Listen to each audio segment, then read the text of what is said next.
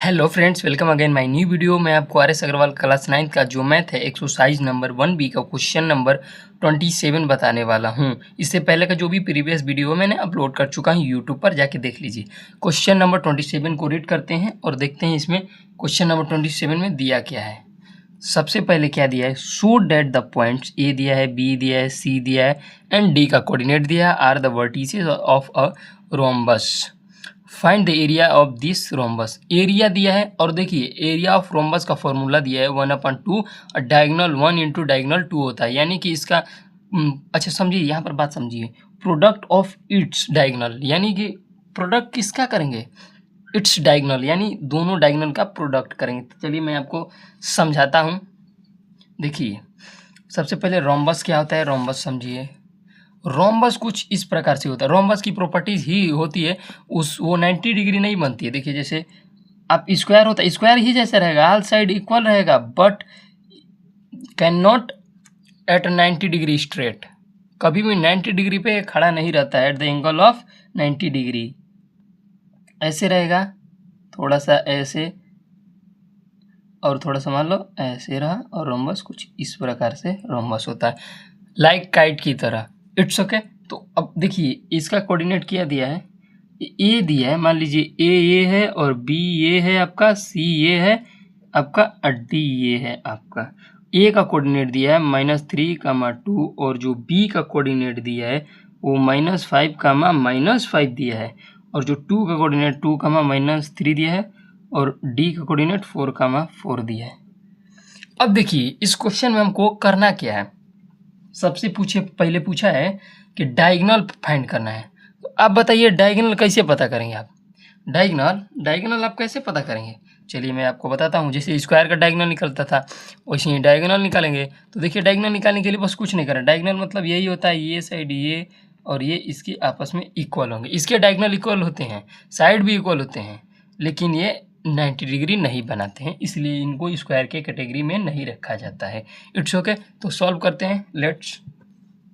अब देखिए सबसे पहले डायगोनल, अच्छा ये समझिए हमको एरिया निकालने के लिए पूछा है तो हम शॉर्ट मेथड अप्लाई कर सकते हैं यहाँ पर। जैसे आप जाएंगे डिस्टेंस निकालने, ए बी डिस्टेंस, फिर बी सी डिस्टेंस और सी डी डिस्टेंस और ए डी का डिस्टेंस, जो कि हमें इस क्वेश्चन में पूछा नहीं है। बस हमको एरिया निकालना है तो डायगोनल निकाल लीजिए, ए सी निकाल लीजिए। ए सी आपका हो जाएगा, देखिए 2 में से माइनस किया 3 को तो ये आपका होल स्क्वायर ऐसे बन जाएगा।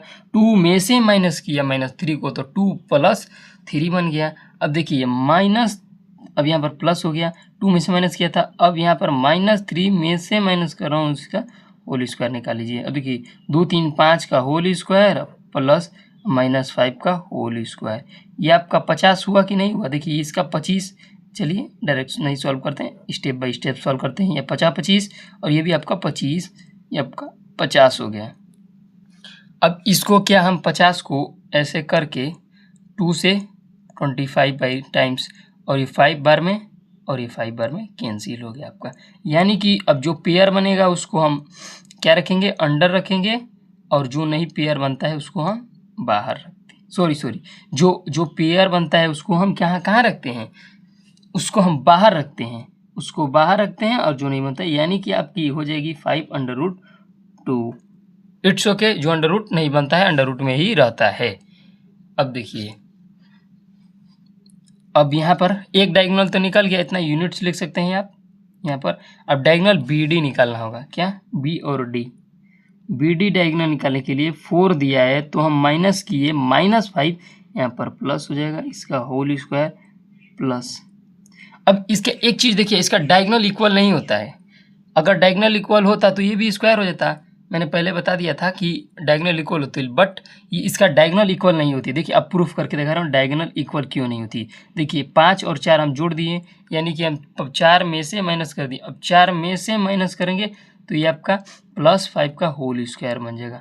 इसका करेंगे तो 9 बनेगा, 9 का होल स्क्वायर प्लस 9 का होल स्क्वायर, अभी आपका अंडर रूट में ही रहेगा। तो ये आपका 9 9 81 और प्लस 81, ये आपका अंडर रूट में। अब देखिए 81 81 162 हुआ अंडर रूट में। इसको निकालेंगे आप तो ये आपका कितना बनेगा।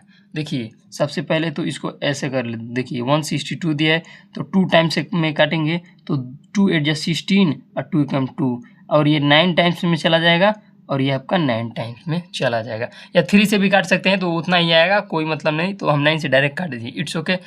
अब देखिए ये आपका अंडर रूट का मतलब ऐसे क्या हो, 2 under root 9 into under root 9।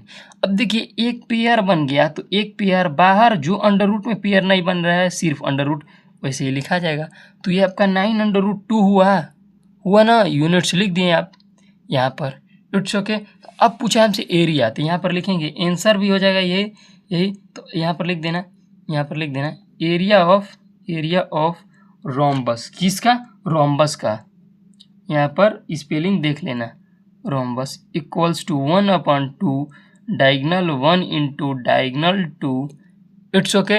अब देखिए 1/2 हो गया, डायगनल 1 दिया है, यहाँ पर देखिए 5/2 यूनिट दिया है और यहाँ पर कितना दिया है 9/2 यूनिट।